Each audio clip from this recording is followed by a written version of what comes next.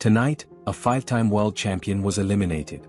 A 34-year-old man who carried a nation's dreams for over a decade slumped to the grass in tears and said four words that ended an era.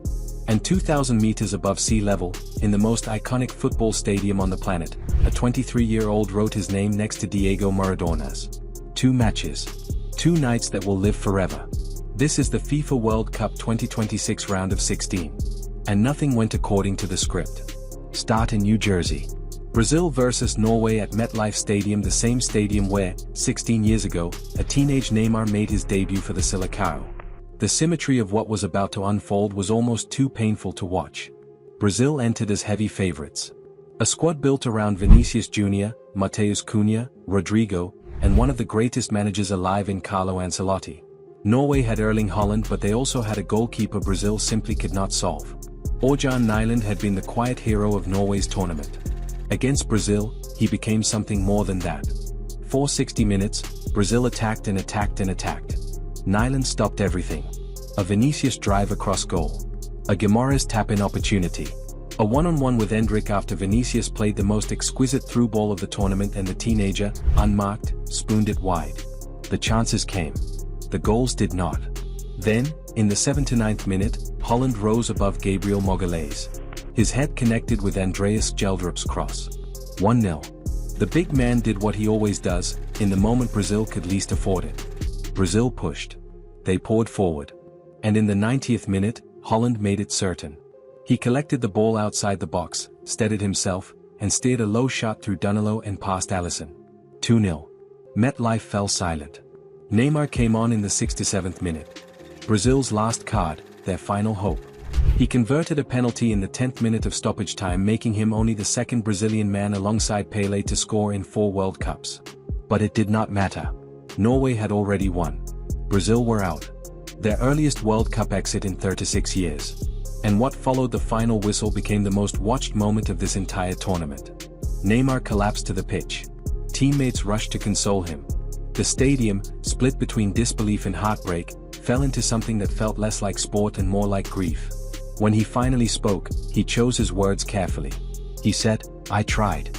I tried. I started here. I finished here. Now it's over." His Brazil career has ended.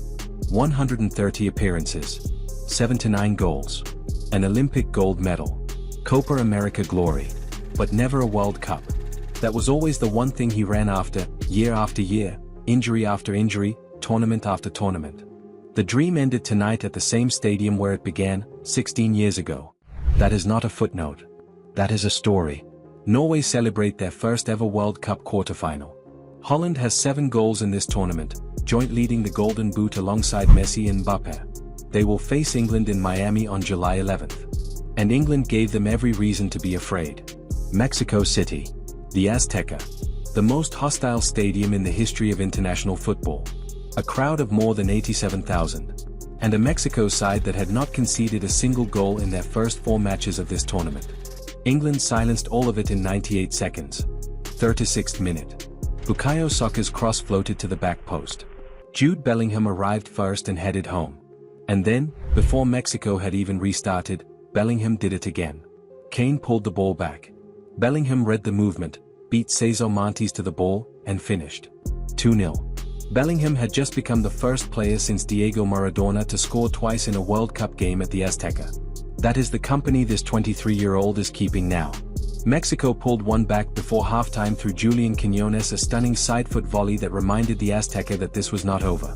And just after the hour mark, England handed them more hope.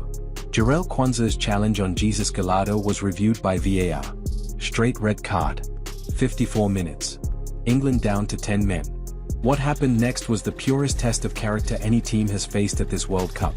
Tuchel replaced Saka with John Stones. He dropped deeper. He defended with everything. And 6 minutes after the red card, Kane hammered in a penalty to restore the 2-goal lead after Anthony Gordon was brought down. Mexico were awarded a penalty of their own when VAR judged Kane had fouled Brian Gutierrez. Raul Jimenez converted. 3-2. England hanging on. 11 minutes of added time. Crosses. Headers. Blocks. Jordan Pickford flying to his left. Bellingham clearing off the line in stoppage time when Montes looked certain to score. The final whistle came. England players collapsed with relief. Mexico's players wept. Their wait to reach a World Cup quarterfinal stretches to 40 years. England are through. They beat Mexico at the Azteca for the first time in history, 10 previous attempts without a win. Bellingham ends the night with 10 World Cup appearances, breaking Mario Kemps's record as the youngest player to reach that milestone. The quarterfinal picture is taking shape. Norway face England in Miami. Whoever survives those two matches will have earned every step of it. This tournament is now entering its most brutal stage. The giants are falling. Some nights make history. Some nights break your heart. And some nights do both at exactly the same time. What was the biggest moment of the night? Norway's historic victory, England's survival with 10 men, or the emotional scene surrounding Neymar? Let me know your thoughts in the comments.